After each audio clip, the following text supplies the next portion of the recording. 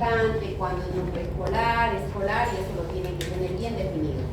Hablando ya de lo que es la etapa neonatal, estamos hablando de aquel niño, aquel bebé, aquel ser humano que comprende la etapa desde que nació hasta los 28 días, se los define como neonato, recién nacido, ¿cierto?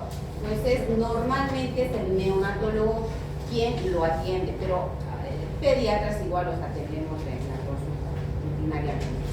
Entonces, ¿qué dice? Aquel que tiene menos de 28 días de vida extrauterina. Periodo de nacimiento que comienza desde el nacimiento y comprende el primer mes de vida.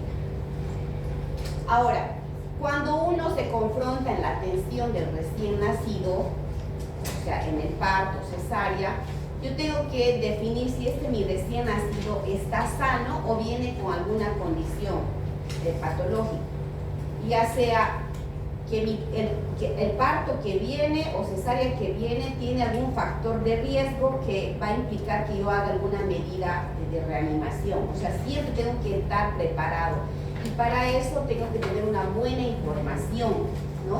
Tanto de los antecedentes del bebé, del producto, como de la madre, porque como es un binomio, madre y niño, que quiera o no repercute en lo que tiene la madre del bebé y del bebé a la madre, o sea, es así. Tenemos que tener todos los datos auténticos de la madre también, ¿ya?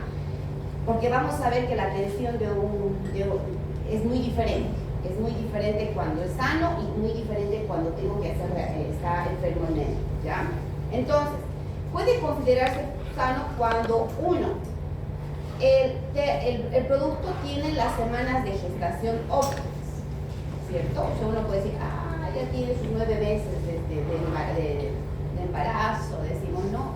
O sus 38 o 42 semanas de gestación. Entonces está término, decimos, pero si por ahí tengo uno de 36, ¿no?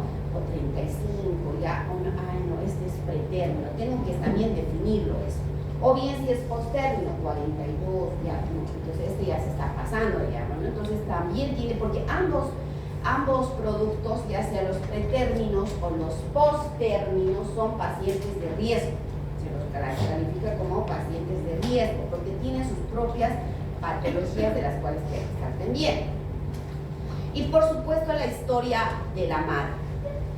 Me interesará. ¿Qué creen que me va a interesar? A ver, hablaremos un poquito. ¿Qué cree usted que le debe interesar de la madre?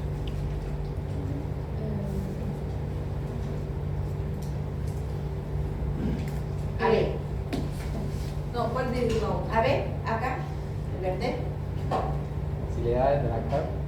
No, estamos hablando de un bebé que va a nacer, que me interesa saber de cuántas semanas está, ¿no?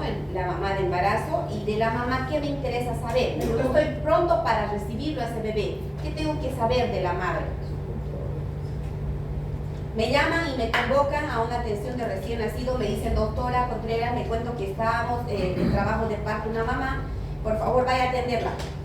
Aparentemente todo está normal, pero igual yo tengo que saber algunos datos de la madre. ¿Qué cree que le interesa saber de la madre? Antecedente patológico. Si es hipertensa, ¿ya? Tal vez, enfermedad contagiosa. Diabetes gestacional. ¿Ah? Diabetes gestacional. Tiene diabetes gestacional. Séries no vida. También, si es no, nunca tuvo un bebé. Las vacunas. También, si están las vacunas. ¿Qué son esos datos generales? Pero sobre todo hay algunas patologías que contemplan como factores de riesgo, ¿cierto? Que los vamos a ir conociendo, ¿no? Enseguida. Por supuesto también tendré todo el material necesario, seguro que yo, aparte de saber los datos del bebé, cuánto pesa según ecografía, cuánto mide según ecografía, si está término, como habíamos dicho, ya tengo todo listo. Ya veré los antecedentes, averiguo con la historia clínica, la mamá, 38 años, su primer bebé, aborto cero, no sé, ¿no? Me estoy imaginando de algo normal, capaz hasta normal. La mamá joven, vamos a ponerle 24 años. No hay antecedentes de riesgo, la mamá no tiene presión alta, ¿cierto? No hay datos de infección, de fiebres en el último trimestre, todo está ok. Ya hice la averiguación, pero que también tengo que fijarme como pediatra, como médico que va a atender. Que todo el material esté correcto para poder atender. Eso a mí me tiene que importar, me tiene que interesar. No es que yo vaya y como ya hay parto ya y espere como si nada. No, tengo que averiguar el caso y tengo que cerciorarme que todo lo que yo voy a utilizar es en orden, ¿sí? Vamos a aprender eso. Entonces, pero bueno, para yo poder saber si mi bebé es pretérmino, postérmino o a término, acá vamos a saber que se lo denomina pretérmino cuando el bebé tiene de 37 a menos. Yo le puedo decir, este bebé estoy esperando un recién nacido pretérmino. Si mi recién nacido ya en cuanto a la edad gestacional del bebé está oscilando entre 37 a 42 semanas, ok, es un niño que aparentemente tiene las semanas de gestación adecuadas para nacer. Pero si es por términos cuando ya se está pasando, ¿no? Por alguna razón no está naciendo este bebé y ya se llama postérmino, ¿sí? Postérmino. Y hablamos de recién nacido de peso bajo. ¿Cuánto es lo normal de un recién nacido? Entre 2.500 a 4, por si acaso. 2.500 a 4. Y cuando el bebé está por debajo de 2.500, hablamos de peso bajo a la edad gestacional. Y cuando está cuando está más de los 4.000 gramos o 4 kilos, peso alto o también llamados macrosómicos o grandes para la edad gestacional también se los llama. ¿Ok? ¿Sí? Entonces, cuando yo lo recibo recién nacido y lo tengo aquí en mis manos y nace, hay un paso que seguro vamos a aprender que es a pesarlo, a medirlo. Y ahí seguramente tengo que hacer un examen físico para ver si realmente es mi niño, o sea, si está con una edad gestacional adecuada, porque hay se puede hacer un examen físico que me determina de qué edad gestacional es. Pero también hay otros parámetros obstétricos que me pueden determinar de qué edad gestacional es. ¿Quién sabe? En obstetricia han aprendido. ¿Cómo yo puedo saber si está a término o la edad gestacional de un producto? Líquido mioso. A ver, pero otros más. Pero el toque, ¿Toque? A ver, nace el bebé, ¿qué pregunto? ¿Cuándo fue la fecha de última menstruación? Y a través de eso yo voy calculando cuántas semanas son, ¿cierto? El pum que decimos, ¿cierto? Entonces es un método obstétrico con el tiempo. 2, la altura uterina. También les miden, los obstetras han visto que les miden y en base a eso hacen cálculos ya estandarizados de cuántas semanas de edad gestacional aparentemente está el bebé. Y métodos también de imagen, la ecografía. Entonces hace y dice, no, ya está de 32, ya está de 36. Entonces son métodos obstétricos por los cuales yo puedo saber de qué edad gestacional se me viene mi paciente. Pero también al examen físico, cuando me nace, yo le hago una revisión y voy a aprender con estas prácticas de qué características tiene y puedo decir, no, a mí me dijo el obstetra que ese era a término, pero yo lo veo, no es a término, este es pretérmino, porque hay ciertas características físicas que me van a dar a peso. Entonces son diferentes métodos para poder yo llegar ver la edad gestacional, ¿ok? Y por supuesto, para el peso es pesado, ¿no? Para el peso es pesado. Bueno, entonces es importante que la mamá tenga un embarazo saludable, por supuesto, ¿no? Y para eso necesitamos que la mamá tenga controles prenatales, sí o sí, mínimo 4 controles prenatales, pero de todos tiene uno, ¿ok? Es importante, ¿por qué en los embarazos? ¿Por qué tendría que tener controles prenatales? ¿Qué se ve en los controles prenatales? Se hace de infecciones de laboratorio, se les pide laboratorios para descartar TORCH, ¿no? Toxocito, Chagas, sífilis, hepatitis, qué sé yo, VIH, ¿no? Todo tengo que hacer el screening a la mamá, ver su glucosa, si está tiene presión alta. Entonces, para eso me ayuda. ¿Para qué también? Porque en el embarazo, ¿qué le dan los obstetras a las mamás? Hierro, ácido fólico, para prevenir la anemia, para prevenir el ácido fólico, las enfermedades del tubo neural del recién nacido. Entonces tiene que ir en sí o sí, pero si la mamá no va, se pierde todo eso. Entonces un factor de riesgo es que la mamá no ha hecho controles prenatales y a nosotros nos llega un bebé, ha hecho controles prenatales, no, uno no sabe qué espera o qué tiene, ¿no? Entonces es importante también eso. Es importante también la valoración, por supuesto, de enfermedades genéticas, el estilo de vida. No es lo mismo tener una mamá, por ejemplo, que tiene sobrepeso, obesidad, ¿no? O bien los hábitos malos, si la mamá es drogadicta o alcohólica, también tiene sus factores que me pueden llegar a llamar la atención. Entonces, hay una serie de situaciones de riesgo, como patologías, habíamos hablado de hipertensión, diabetes, infecciones de VIH, sífilis, tuberculosis, etcétera. Fármacos, aquí hay que investigar si está tomando alguno de estos, antidepresivos, drogas, ansiolíticos, antihipertensivos, incluso el aspecto social, que también, si por ahí es una madre adolescente, ¿no?, que me va a interesar para poder de alguna forma acompañarla a esa mamá que probablemente no sabe nada, ¿no? Bueno, entonces, ustedes saben que cuando un bebé nace, bueno, está dentro del útero y está en un ambiente húmedo, oscuro, ¿cierto? Está líquido, oscuro, calientito. Pero cuando sale al ambiente, ¿dónde sale? Cambia totalmente. Sale a un ambiente ya más frío, de oxígeno, no es tan líquido, ¿no? La luz, los estímulos sensoriales, todo eso hace que el bebé sufra una serie de situaciones de estrés, y muchas veces en este proceso no hay la adaptación. Entonces, por eso que el Apgar, por ejemplo, mide la vitalidad del nene. Al primer minuto, cómo este niño se adapta al proceso del parto o la cesárea.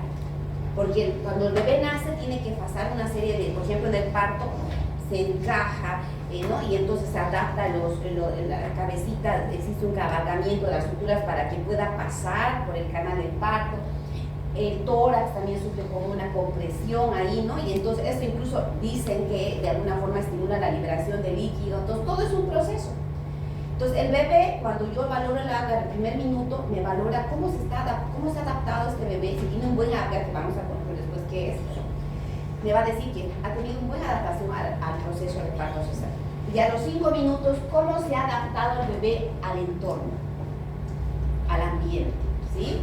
Entonces, por eso es que el ambiente tiene que estar acorde, tener estufas, calentadores, que no haya corrientes de aire, tener todos los campos listos, todo higiénico, que no haya mucha bulla. Yo como médico chequear que el aire esté apagado, todo, ¿no? Porque van a ver que los obstetras en las salas de cesárea, por ejemplo, como es un frío, ¿no? Ustedes van a entrar al quirófano, ¿no? Frío, fríísimo. Entonces yo cuando me llamaban, iba yo previo antes y decía, por favor, regule la temperatura a 24 grados mínimo, o sea, ¿no? ¿Por qué? Porque si no, el bebé sufre seca y puede ocasionar problemas. Entonces dice que en todo este proceso se liberan ciertas catecolaminas que son importantes en la adaptación de la vida uterina. Los pulmones se van a expandir, aquellos que estaban llenos de líquido, pues se llenan de oxígeno, ¿no? Y se elimina el líquido pulmonar. Existe liberación de surfactante,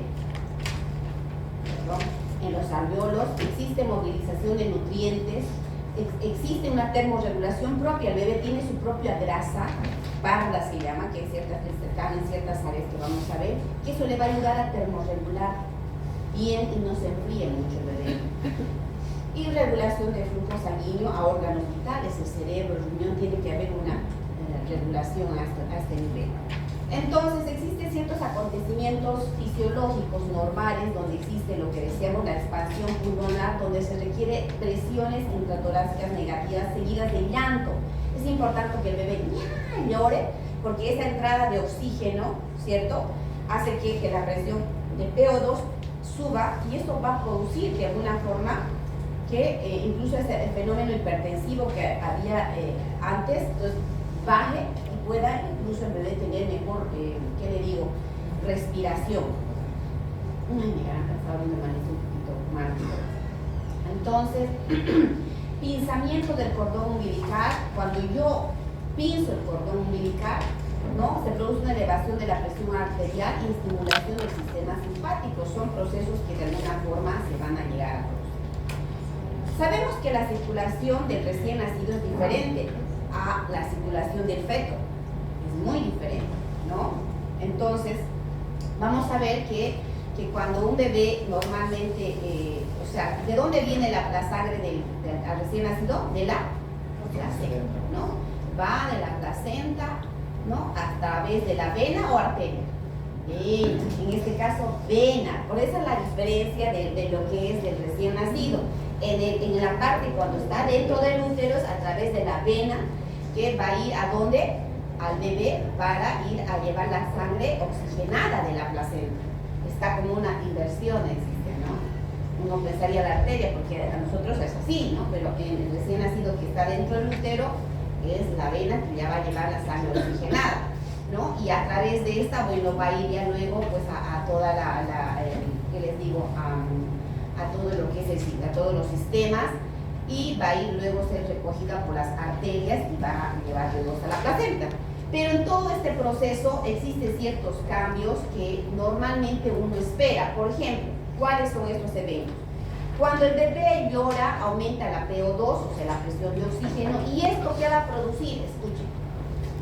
Disminución de la resistencia vascular, disminución del shunt de derecha a izquierda, porque normalmente hay un shunt de derecha a izquierda, pero cuando existe una PO2 va a haber una disminución de esto. Aumento del retorno hacia la aurícula izquierda, aumento de la presión auricular izquierda, interrupción del shunt de derecha a izquierda a través del foramen ovar. Todo esto, por ejemplo, son eventos que normalmente se producen cuando un recién nacido nace.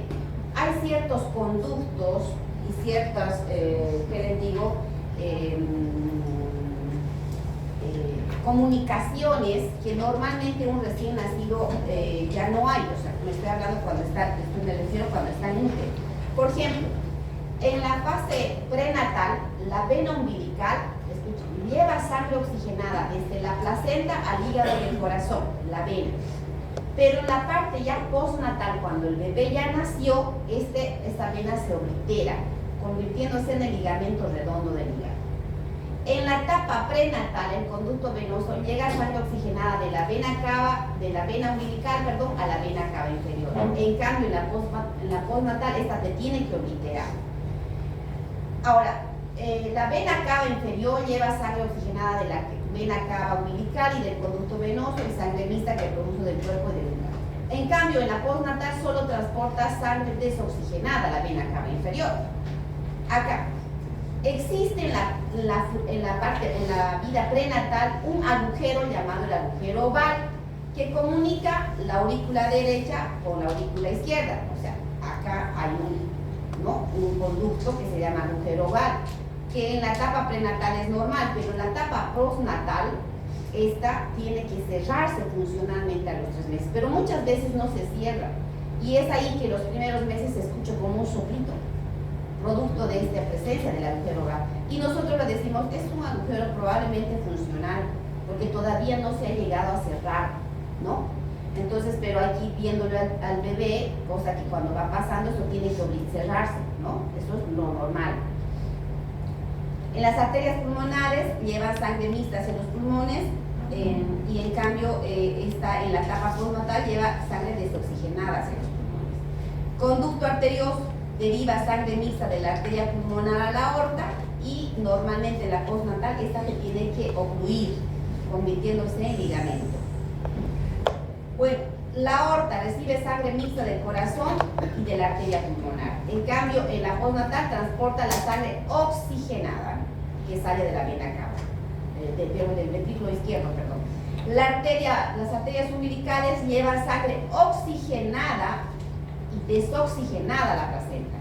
En cambio, ya en la etapa postnatal se obliteran y se convierten en ligamentos vesicales de la pared. O sea, pareciera, ¿no? Pero sin embargo, ¿qué podemos deducir? Que en este proceso de lo que es la etapa prenatal a la postnatal hay una serie de eventos que van a hacer, que van a condicionar a que el bebé tenga un diferente tipo de circulación, ¿no? Y cuando en este proceso no existe una adaptación, qué sé yo, buena por alguna situación, entonces va a repercutir en este bebé, ¿no? Entonces, no tiene que haber ningún factor que repercuta este proceso, ¿no? De este cambio, de estos cambios que se producen en una etapa a otra. En lo que a nosotros nos respecta, o sea, nos compete, tenemos que lograr que el bebé tenga una buena termorregulación. el propio bebé tiene su propia grasa. Por ejemplo, eso sí, sabemos que hace rato habíamos dicho que hay una grasa llamada grasa parda con la cual nace el bebé, que es una grasita que está aquí en este nivel, acá bien, aquí en la parte anterior del tórax, más o menos por la región external, en la parte posterior, parte de los glúteos, ahí se encuentra este tipo de grasa que es diferente a la del adulto, ¿no? Y gracias a esta grasa el bebé puede termorregular adecuadamente, autorregular su temperatura adecuadamente para que no haya estos cambios de temperatura en su cuerpo. Pero nosotros como médicos tenemos que ver que el entorno donde esté el bebé también no haya situaciones que alteren esta termorregulación innata que tiene el bebé, ¿no? De autorregular su temperatura. Como ejemplo, le habíamos dicho los cambios de temperatura, que haya estufas o que tengamos a disposición una incubadora, una cuna radiante, algo para que de alguna forma evitemos la pérdida de calor en este recién nacido. Porque una de las causas más frecuentes de muerte en recién nacidos, o sea, en todo caso como les digo, de complicaciones en la atención, es alteraciones en la termorregulación, se enfrían los bebés, pues hacen hipotermia, entonces se descompensan. Es importante la termorregulación. ¿Y cómo pueden perder el calor los recién nacidos? A través de diferentes métodos. Uno está la convección, la evaporación, la radiación y la conducción. De esa forma pierde calor. Convección, cuando la temperatura del ambiente es inferior a la del pie neonatal. O sea, lo que les decía hace rato, yo salgo y aquí el aire está frío. No, yo tengo que ir y verificar, por favor apague el aire que esté por encima de 24 a 26 grados mínimo. O sea, no puede estar más frío, ¿ok? 2, por evaporación. Por ejemplo, el bebé nace mojadito, ¿cierto? Pero si yo no lo seco adecuadamente, esto puede evaporar y también va a perder calor. Entonces tengo que secarlo bien al recién nacido a través de campos estériles que yo tengo a disposición calientitos para poder evitar que pierda calor. O por radiación, por ejemplo, por transferencia del calor desde la piel del recién nacido a las paredes. Si por ahí a mí me dicen nace un recién nacido y es prematuro, pónganle la incubadora. Y yo mínimamente le pongo una incubadora, pero la incubadora ni estaba calentada, estaba fría. Y ustedes saben que a las incubadoras los bebés se los pone desnuditos, ¿cierto? Para tener una buena visualización de cómo está respirando, todo. Porque estoy suponiendo que adentro está caliente, ¿no? Pero hay veces que las enfermeras, los médicos no calientan. Entonces, peor, al bebé se lo pone a un ambiente frío donde están las paredes frías, van a perder de ese modo, también a través de ese modo van a perder la temperatura. O por conducción en todo caso, ¿no? O por las paredes frías alrededor, eso se llama radiación, o por contacto de la piel del recién nacido con superficies frías, eso sería conducción. Entonces son los métodos de perder el calor del recién nacido. Ahora es importante conocer ciertas características de un recién nacido para como que ver, ¿está bien? No, está mal, o está mal la frecuencia cardíaca o está mal la frecuencia respiratoria. Por ejemplo, la frecuencia cardíaca de un recién nacido oscila entre 130 a 140, más o menos. La frecuencia respiratoria puede oscilar entre 30 a 40, hasta 60 puedo, ¿cómo se dice?, acertar. Ya más de 60 se habla de taquipnea. Es muy diferente como ve en un adulto, en un niño esto sería altísimo, ¿no? Pero en un recién nacido hasta 60 ya. Cuando está más de 60 hablamos de taquipnea, o sea que la frecuencia está muy acelerada. Es normal, es importante valorar ciertos aspectos cuando yo no recibo a mi recién nacido. Por ejemplo, si hay salivación excesiva, puedo sospechar en una atresia esofágica, que vamos a ver en la práctica que es importante ver la permeabilidad de las coanas de la vía respiratoria o de la vía digestiva. El meconio debe realizar así. Es importante también ver que el bebé tenga una catarsis positiva, o sea que haya caquita, digamos, ¿no? Y normalmente lo hace dentro de las 24 48 horas, pero yo tengo que ver que la permeabilidad anal esté correcta, porque ha habido bebés que nacen y no se fijan que el ano está imperforado. Entonces el bebé se distiende, ¿cierto? Entonces es importante ver, si bien yo tengo tiempo de que el bebé haga 48 horas caquita, que no siempre hace al momento que nace, pero yo tengo que cerciorarme que su anito esté permeable, ¿ok? Y bueno, la primera micción normalmente ocurre en el primer día. ¿Y cuál es el objetivo cuando yo me preparo en una atención de un recién nacido? Interferir lo menos posible a la adaptación, a todo este proceso que sube el bebé, yo tengo que interferir, porque antes utilizaban muchos los forceps, han debido escuchar, no sé si están llevando, ¿ustedes están llevando? Sí. Ahí utilizaban antes los forceps, ¿no? Que los ponían como, incluso me acuerdo una vez en el campo, me acuerdo que había un médico, yo estaba, no sé, me acuerdo que estaba haciendo internado, bueno, pero vi que un médico, cuando el bebé no estaba bien encajado, entonces, escucha, le hacía no sé qué maniobras ahí, ¿qué le llaman esa maniobra de acomodación? No me acuerdo, pero exageradamente lo movilizaban tanto al bebé, pero esto ya no está permitido. Sí, gracias a la premia. Sí, ya no está permitido, no me acuerdo ahorita, no se me viene el término de este acomodo que les hacían a los bebés, metían su mano y ahí los acomodaban. Pero ya no está ahora, al menos hasta donde sé, que no está permitido. Es la maniobra de Leopoldo. Creo que es esa, ¿no? Entonces, esta ha producido muchas veces que se llaman situaciones de mortalidad de los recién nacidos y también de las madres por rupturas uterinas y qué sé yo, ¿no? Pero acá ainda ensina que es normal así. No es. Ya no, ya no, o sea, entonces, no sé, capaz habrá alguien que todavía lo hace, ¿no? Pero eso no lo definí que es normal, ¿entienden? Entonces, ahora, tenemos que ver, ahora, por ejemplo, adaptación normal también es cuando yo lo meto a la mamá cesárea cuando no había ninguna indicación. Eso, por fin, con un fin lucrativo. Eso sí que quería en todo el mundo. Señora, cesárea básica.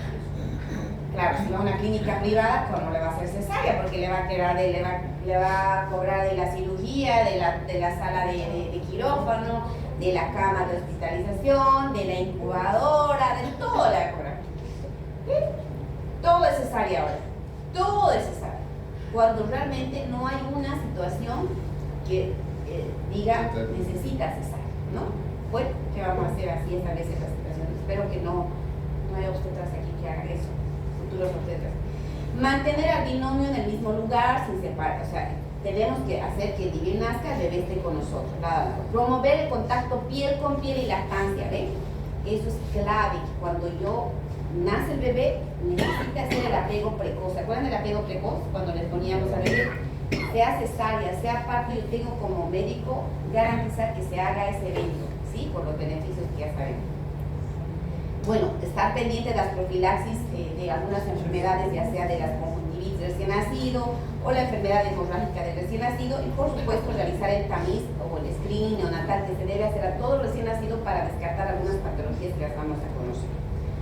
Entonces, yo cuando estoy en el recién nacido, o ya me convocan y ya sé la edad gestacional, ya sé si mi paciente tiene factores de riesgo, qué sé yo, ¿qué voy a hacer? Ver que todo esté en orden, y para esto tengo que tener, si por ahí, aunque sea un recién nacido a término, por si acaso, tengo que estar calentando la incubadora.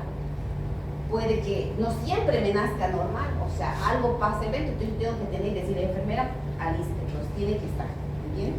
Tiene que tener el estetoscopio, el reloj para ver a qué hora ha nacido, fuentes de oxígeno y aspiración siempre, no voy a ser confiada de decir, aliste, no, me tengo que ir y verificar, hay oxígeno, la aspiración está funcionando, sí, ok, está bien. Ver que los dispositivos para hacer la ventilación estén correctos, tengo los tubos correctos por si necesito hacer la intubación, para tener todas los faquitos para recolección de la sangre, ver que mis hojas del laringoscopio tengan las piras y las hojas correctas. En neonatos usualmente utilizamos la 0 y la 1 en cuestión de hojas, ¿ya? En cuestión de hojas del laringoscopio. Tubos endotraqueales de diferente número. Equipos de cateterismo, si es que yo tengo que hacer onfaloclisis. Normalmente a los bebés, si tengo alguna complicación, entonces se les puede, lo más fácil es colocar una onfaloclisis, es que es como una vía a través del ombligo, que van a aprender ustedes en la práctica, más o menos cómo se hace, ¿ya? Entonces, y los medicamentos, tendré que tener las gotitas oftálmicas, la vitamina K, adrenalina por si acaso, soluciones fisiológicas, jeringas, de todo, tengo que yo verificar, ¿ok? Entonces, Entonces, una atención correcta, dice, implica conocer la historia clínica, ya hemos dicho, los mecanismos, por supuesto, adaptativos del recién nacido, dominar las técnicas. Ahora, cuando yo me voy a enfrentar a un parto, lo que yo tengo que averiguar son hacer 4 preguntas claves. En realidad yo diría hasta 5, que vamos a ver que en la atención de reanimación esto un poquito cambia, pero no es que cambie, sino que se aumenta algo más. ¿Qué preguntas yo debo hacer? 1, ¿qué edad gestacional se espera el producto? O sea, cuando a mí me convocan voy y le digo, ¿cómo está, doctora? ¿Cómo está, doctora Raquel? Soy la doctora Contreras, que soy la pediatra, yo le voy a asistir al recién nacido de Tabletes. Doctora, disculpe, yo tengo que ir a hablar. Dígame, ¿qué edad gestacional se espera del producto? Y ella sabe, tiene que saber, porque ella le ha hecho seguimiento, medida 38 semanas. Muy bien, doctora, está bien. ¿Y el líquido amniótico está claro? O capaz ya hubo una lectura de ¿cómo se llama? De meconio, ya ha habido algo, qué sé yo, tiene algún dato, me dirá, no, está claro, estamos suponiendo que está el recién nacido normal. Está claro, ok. ¿Cuántos bebés espera, doctora? 1. ¿No? Ahorita es normal, porque si por ahí es 2 ya no es tan normal, ¿sí? 1. ¿Hay algún factor de riesgo de la madre?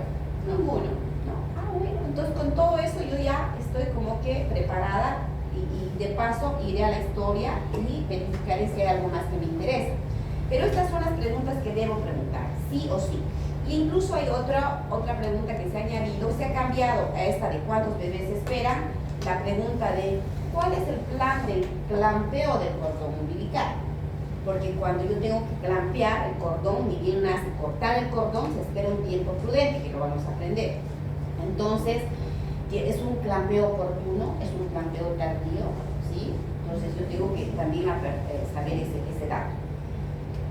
¿Y cuántos reanimadores voy a necesitar en virtud a lo que yo estoy preguntando? Si por ahí el paciente no tiene ningún factor de riesgo, todo está ok, bueno, probablemente yo necesite solamente una persona para poder atender. Claro, estará la enfermera de paso, qué sé yo, ahí pero yo puedo atender hasta recién nacido. Pero si por ahí, les pregunto, el paciente es un embarazo gemelar, ¿cuántos creen que se van a necesitar? ¿Ah? 2. A ver, en este caso pareciera que solo 2, ¿no? Porque yo me atiendo a uno y yo atiendo a otro, ¿ya? Porque son 2. Pero en realidad se necesita 4. ¿Sí? ¿Por qué? Porque cuando yo me espero un recién nacido gemelar, es un paciente de riesgo. El siendo ya gemelar, es un paciente de riesgo. Y cualquier paciente de riesgo, ya sea, digamos, prematuro, gemelar, postero, meconiado, que ha tenido, qué sé yo, sufrimiento fetal, algo, necesita 2 reanimadores, 2 que van a atenderlo a este recién nacido. Pero si de paso son 2, 4. ¿Sí? ¿Se entiende? Sí. Entonces, ahí tenemos que saber definir bien cuántos voy a necesitar, ¿ya? Entonces, acá, por ejemplo, para que ustedes más o menos vayan conociendo, este se llama una radiante, ¿no? Es parecido a una incubadora, pero es abierto, porque a través de aquí de luces, aquí se genera calor, y es más práctico para la atención del recién nacido, porque aquí hay como unas como paredcitas, y yo las bajo, y ahí puedo hacer cualquier maniobra de reanimación, de intubar. En cambio, en la incubadora hay que meter la mano, bajar, es más complicado. Entonces, pero esto me sirve para temporalmente, no es que todo el tiempo lo puedo tener ahí el bebé, ¿no? Pero, y si va a quedarse internado, mejor que se quede la incubadora, digamos, ¿no? Pero son, digamos, instrumentos que yo no necesito para la atención y para termorregular bien a mi paciente, porque generan calor. Claro que ya de paso cada dispositivo tiene de paso su control de pulso, tiene su control de temperatura, algunos están adaptados con fuentes de aspiración, de oxígeno, no todo, ¿no? Como que uno, como para que yo tenga todo ahí a la mano. Por supuesto aquí está, por ejemplo, ya deben conocer, esto se llama ambú o respirador, ¿no? O sea, para hacer la ventilación a presión positiva. Aquí están los tubos de aspiración, las peritas de aspiración, sondas de aspiración, laringoscopio, mantitas o campos estériles, ¿sí? Campos, eso lo vamos a ver cuando hagamos la creación de recién nacido.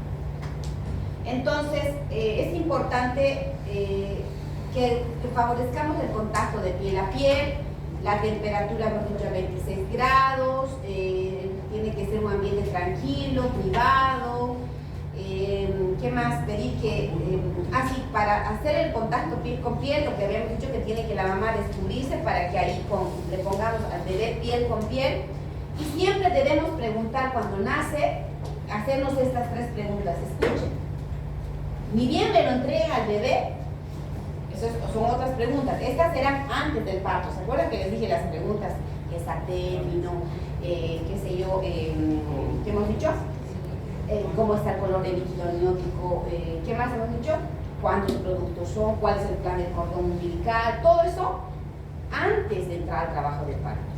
Ya, pero cuando nace el bebé y me lo entregan, yo tengo que, lo veo ahí el producto y yo tengo que hacerme 3 preguntas yo, al verlo. Clínicamente, ¿es a término?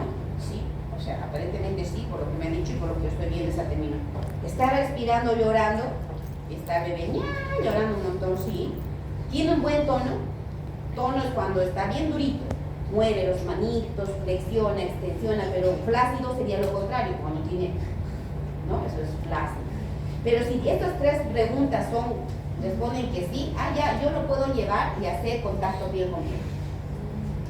Pero si ninguna no está respirando, el bebé es pretérmino, el que está flácido, no le voy a hacer contacto piel con piel o pego precoz, no, tengo que llevarle a una radiante para hacer las medidas de reanimación. Ojo, ¿ya? Entonces, eso. Miren, qué importante, esta es una foto de lo que se hace apego precoz, incluso en pacientes que son gemelos, ¿no?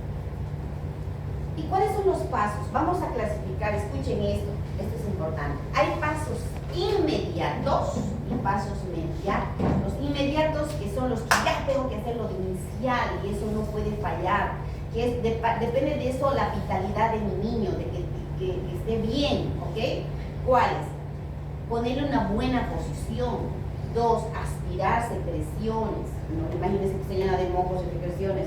Siempre y cuando lo tenga, porque si el bebé está llorando, está respirando bien, no es ya la norma que debo aspirar. Antes era como norma que tenga que meterle tubos o aspirarle, pero ahora como estamos diciendo que tiene que ser lo menos manipulado el nene, entonces si es que el bebé está llorando, tampoco es que tengo que aspirarle sí o sí, pero si tiene, sí lo tengo que aspirar, ¿ok?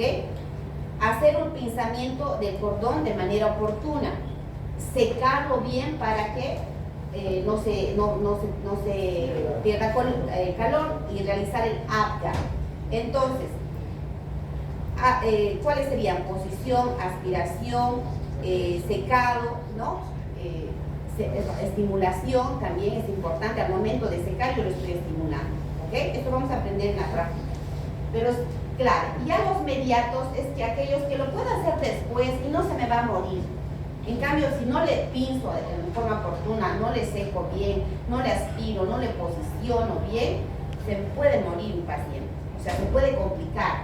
En cambio, estos ya después de, qué sé yo, hacerla, medirlo, tallarlo, ponerle su vitaminita acá, sus gotitas, eso no importa si lo haces más tarde, no pasa nada, ¿sí? Eso es secundario, pero lo tienes que hacer. Eso se llaman pasos mediatos.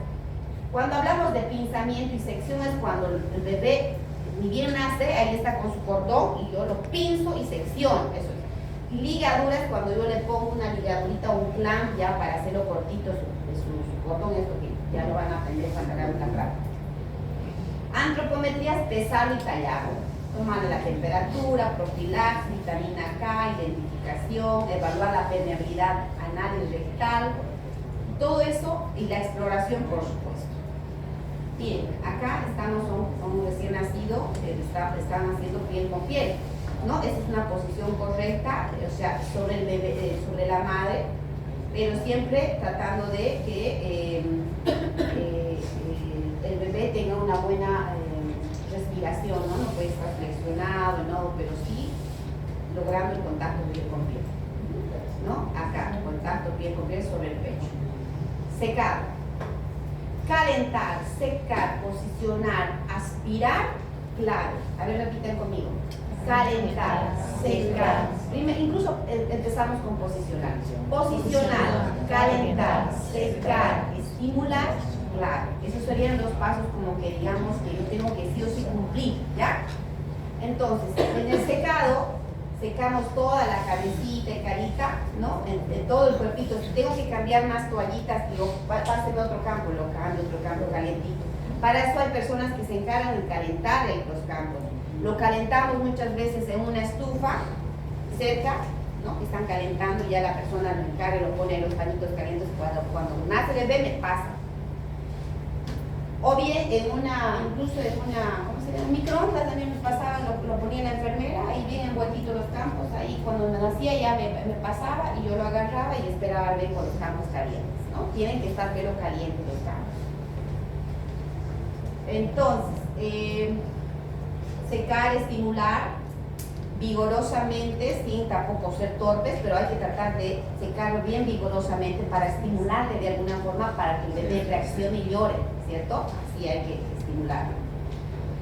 Normalmente se seca todo y luego se les pone un gorrito, porque es donde pierden más calor los bebés, entonces hay que proteger su gorrito.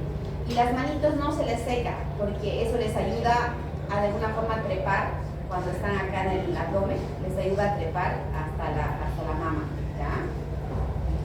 Aspirar secreciones, ¿sí? Se aspira secreciones. Mira, estos son se llaman peras de aspiración, pero si yo no tengo peras, puedo tener unas sondas que se adaptan a equipos de aspiración. Primero boca, luego nariz. Y luego hacemos el pinzamiento, sección, miren. En realidad acá, ahorita está conectado con la placenta, entonces lo que hace el obstetra es colocar dos pinzas, plan, y lo corta y te lo entregan con un retazo al bebé de cordón, ¿sí? Así te lo llevas o lo pones acá al abdomen de la madre, o si es que está mal el bebé, lo llevas en la cuna variante. Entonces, esa es, como les decía, dos pinzas, plan, y el punto de incisión al centro. Eso es lo que hace el obstetra. Esto lo que hace el de cortar el cordón, hacer el crapeo y todo eso lo hace el obstetra. Ya ustedes cuando le tienen que hacer la ligadura lo hacemos nosotros, no el pediatra o la persona que lo va a atender. Y sí o sí tengo que valorar también dentro del primer minuto el abdomen. ¿Qué valora el abdomen? La vitalidad del recién nacido. Se hace al minuto, se puede hacer a los 3, a los 5 o hasta incluso 20 minutos hasta que yo vea que mi recién nacido esté bien. Lo normal es que esté fluctuando entre 7 a 10 puntos, ¿ya? La mayoría de los recién nacidos tienen un buen ABGAR. ¿Y qué valora el ABGAR? Hay un mnemotécnico, se dice, ¿no? FETIC, frecuencia cardíaca, esfuerzo respiratorio, T, tono, I, irritabilidad refleja, y C, color, o también ABGAR. A, apariencia, ¿no? De apariencia. P, de pulso, que sería frecuencia cardíaca. ¿Qué más? G, de gesticulación, que sería irritabilidad refleja. Lo mismo. ¿Qué más? A, de actividad, o sea, el tono. Y, ¿qué más? R, de frecuencia respirada, o sea, frecuencia cardíaca, perdón, ¿no? Del ritmo de la frecuencia cardíaca. Entonces, ¿ven? ¿Cómo va? Pero yo siempre lo aprendí como FETIC. Ahora ustedes aprendanlo como ABGAR. Cualquiera de los dos, o sea, ahí está su clasificación. Si frecuencia cardíaca está ausente, 0 puntos. Esfuerzo respiratorio 0, ausente. Si el tono está flácido, 0. Si no hay irritabilidad, 0. Y ya uno va viendo, y yo lo voy valorando. Si mi bebé tiene los puntos, tiene más de 100, 2 puntos. Si está llorando bien mi bebé, 2 puntos. Tiene un buen tono, está moviéndose, mueve sus bracitos bien durito, le doy 2 puntos. Y si está incluso cuando yo le estimulo, que está tosiendo o está con llanto vigoroso en la irritabilidad, 2. Y si está totalmente rezado, 2. Entonces su ABGAR de mi paciente el primer minuto estará 10. 10 al primer minuto. Puede que el primer minuto no esté 10 y esté apenas 7, ¿no? En base a lo que yo voy regulando, pero a los 5 minutos ya va a estar 10. Entonces por eso es que se lo dice Apgar de 7 a 10, de 8 a 10, porque 8 el primer minuto y 10 a los 5 minutos. Así es que se va haciendo la valoración. 8 a 10 no necesita ninguna asistencia médica. De 4 a 7 necesita asistencia médica, ya sea aspiración, estimulación, ventilación no invasiva o algún medicamento. Pero cuando es menos de 4, medicación, ventilación asistida, intubar. Porque básicamente menor a 4 este niño no está llorando, está plácido, está cianótico, ¿me entiendes? Entonces no voy a estar esperando, no, ventilación asistida. Esto es lo que yo tengo que hacer, que es la ligadura. El otro era el clampeo, en cambio esta es la ligadura, donde yo tengo que ponerle un clamp o bien una liguita, ¿no? Más o menos a 1 o 2 centímetros o 2 veces de dedo de la piel. Entonces a este nivel tengo que seccionar y poner el clampeo, ¿no? Esto lo van a aprender en la práctica. Y luego ya hacer, hablando ya de lo que es, estos ya son pasos inmediatos, la antropometría. Medir, pesarlo, medir el perímetro cefálico, medir el perímetro abdominal, el perímetro torácico, ¿no? Para anotar en la historia cuánto está pesando. Las gotitas oftálmicas para prevenir enfermedades infecciosas. Puede utilizarse gentamicina, eritromicina, a veces si no hay cloranfenicol también una gotita, otra gotita, ¿ok? La vitamina K clave para que el nene no le dé las enfermedades hemorrágicas del recién nacido, ¿ya? Entonces, estos niños cuando no reciben la vitamina K pueden tener este problema de la enfermedad hemorrágica del recién nacido. Entonces, todos tienen que recibir, más aún si la madre tomaba anticonvulsivantes o los que tomaban anticoagulantes, pero igual así muchas veces, aunque no, hay situaciones en las cuales el niño puede tener hemorragias si no le pongo. La misma inmadurez del hígado, que todo hace que pueda sangrar, ¿ya? Entonces, ¿cuánto se coloca? Normalmente 1 miligramo. Ya eso en la práctica van a aprender cómo se pone, dónde se pone, cuando ustedes se colocan el reloj. Y por supuesto la identificación también forma parte. Imagínense si ustedes, esto se llama brazalete de identificación. Este brazalete de identificación, yo ahí le pongo el nombre, la fecha, qué hora ha nacido, cuánto pesó, todos esos datos. ¿Para qué?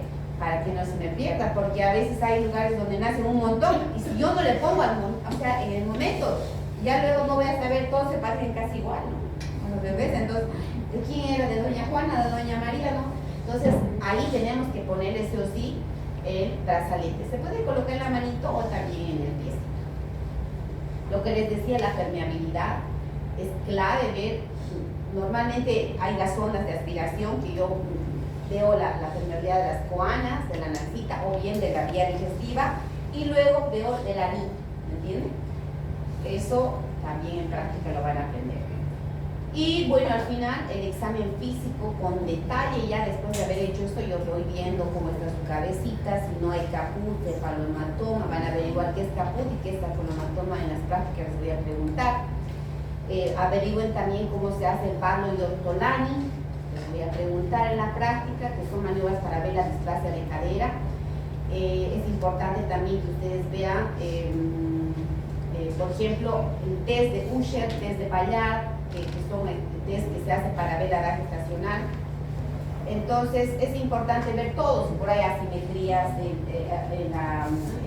¿cómo se llama? Si hay alteraciones de la columna, que por ahí hay una cosita o hay una espina bífida o algo, o si por ahí tiene paladar hendido, ¿no?